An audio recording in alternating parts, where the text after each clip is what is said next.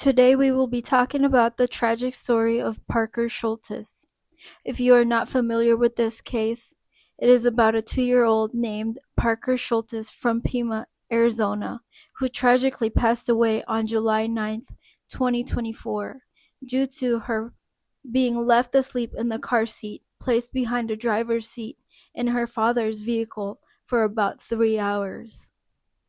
Her father, 38-year-old Christopher Ryan Scholtes, claimed that he had dropped off Parker's two older siblings with their grandmother to go to a park, leaving Parker with Christopher in his care. Chris then goes to a doctor's office. Realizing they were closed, he decided to come back home at around 2:45 p.m.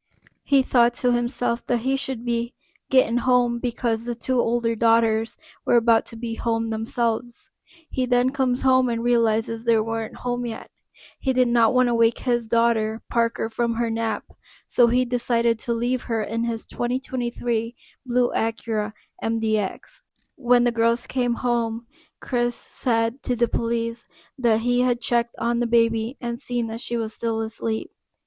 After being distracted, he told police that he initially thought that Parker was hanging out in the house and playing with her siblings. He told police that he left her in the vehicle for about 30 minutes with the car running with the AC on because he did not want to wake Parker from her nap. He also told them that the car has a sensor and turns the vehicle off automatically. It's important to note that this isn't the first time that Christopher left his children in the vehicle alone. Because of his history of leaving his children in the car, he told investigators that the vehicle automatically turns off after 30 minutes if it's not been moved.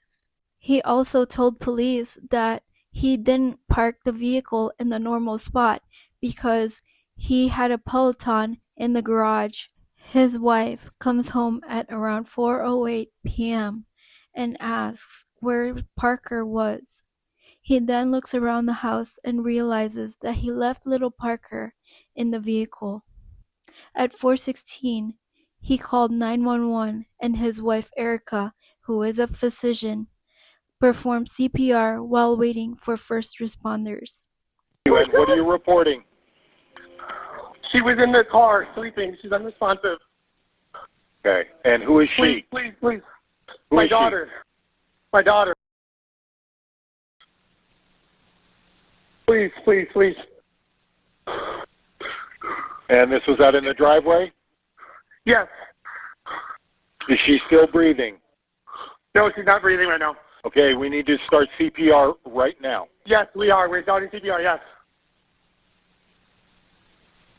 Oh, my God. How long has it been? Half hour. You didn't have to stop. It was, but it turns off. I've been checking. My God. Okay, is she breathing yet? Is she breathing? No. Anything.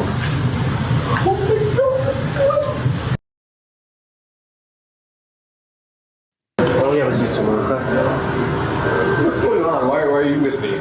Because we were first responders and we were on scene when they time to call us. The vehicle's internal temperature was 108.9 degrees. The car was parked in the driveway in direct sunlight. Parker was transported to the hospital where she was pronounced deceased due to environmental heat exposure. I should also mention that while this was taking place, Parker's siblings, ages 9 and 5, were in the house. Investigators tested the length of time in which the vehicle turns off and concluded that the engine turns off after 20 minutes.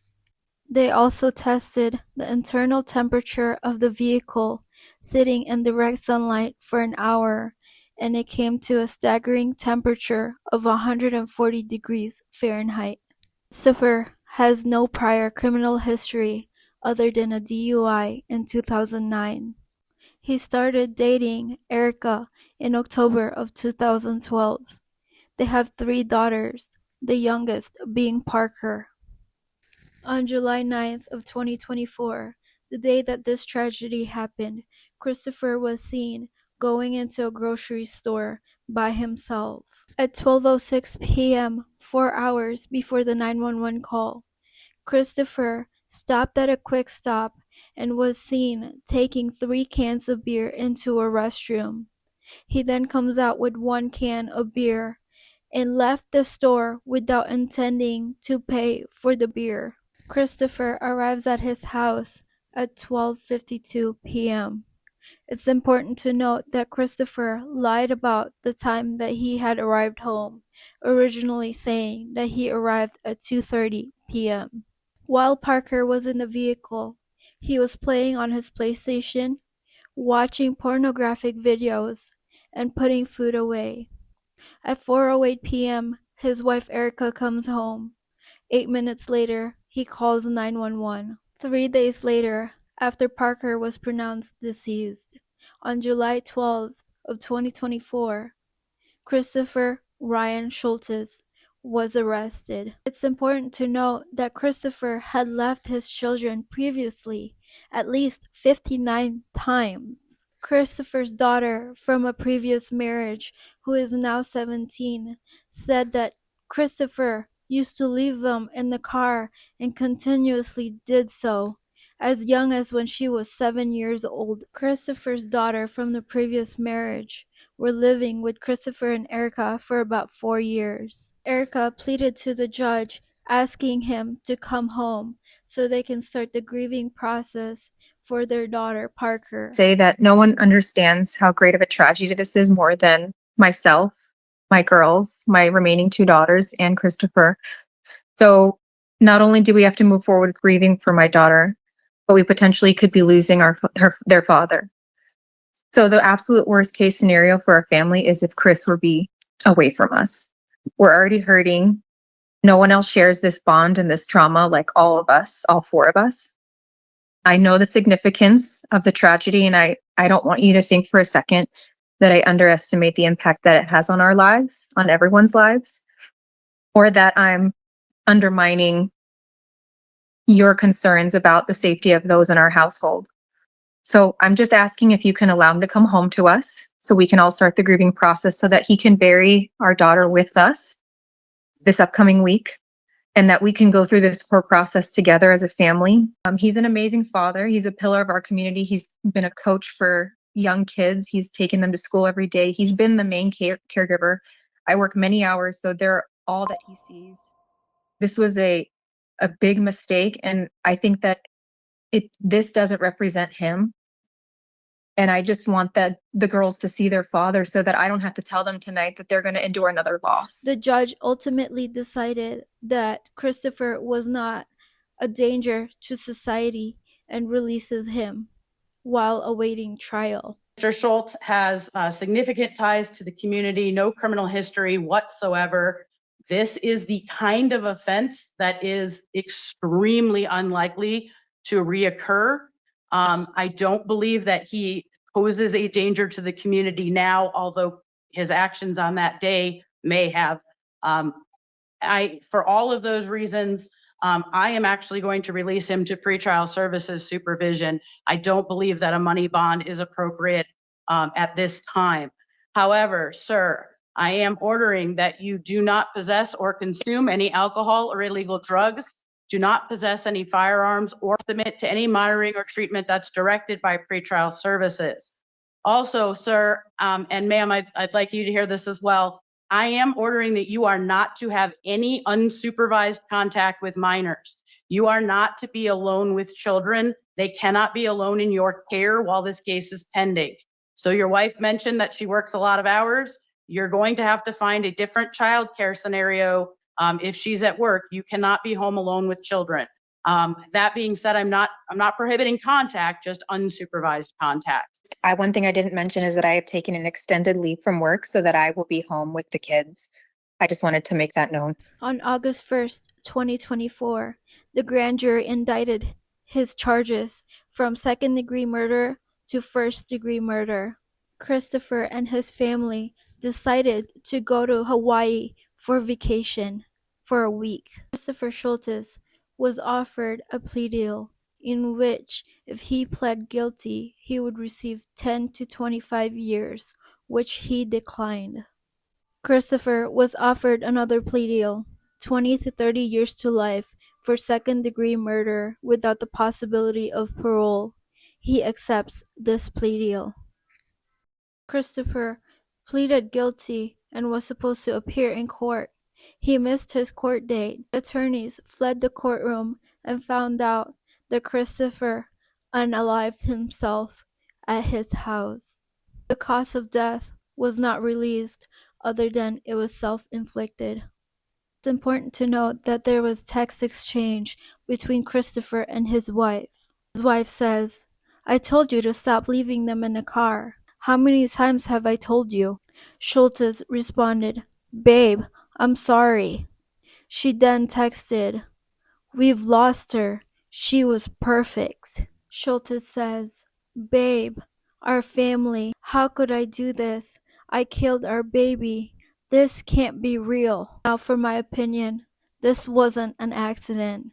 His wife also knew that Christopher continuously left the children in the vehicle. Christopher was selfish and continuously had problems with self-control.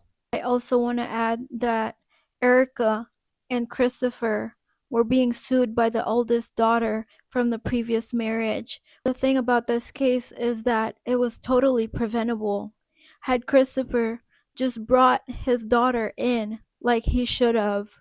Christopher believes that he wasn't at fault in this. He believed that it was an accident.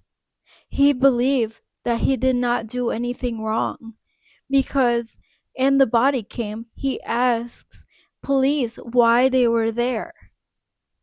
Why don't we have a seat somewhere? What's going on? Why are you with me?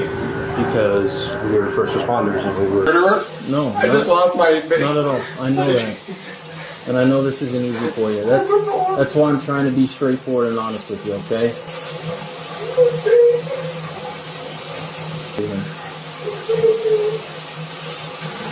My whole family, my whole family's gonna be ruined. Would it be alright? So we can't let you do that right now. We have to stand by with you. Okay? As soon as you can, we will let you You know. can stay in the room if you want, but I'm gonna talk. I know this isn't easy for you, but the quicker we get this done and finished up, the sooner you can be with your wife. Alright? I'm trying to rinse off you. so I can go to the hospital but to be with my wife. we're not going to shower or anything right now. You need to stand by with us. I don't understand why. Okay, that's you. We just need to stand by And with I'm you. standing by. Why can't I take I a know. shower while you stand by? What is... It's not necessary right now. Okay. I'm not going to stand here and watch you shower. There'll be time for I that. question if Erica is an enabler because she knew that Christopher continuously left his children in the car. Christopher is the primary caretaker of the children because Erica, as a physician, works full-time. Christopher was a selfish man and he did not think about the well-being of his children. Continuously, he drove at a high speed while the children were in the car, also driving with them in the car while he was intoxicated. Christopher claimed that he checked on Parker when the girls came home. So, did he not restart the car? Because the car would have been off by then, right? So, had he checked the car, he would have known the car had turned off. So please make it make sense. And I don't know how anybody could go on vacation to Hawaii after just losing their child.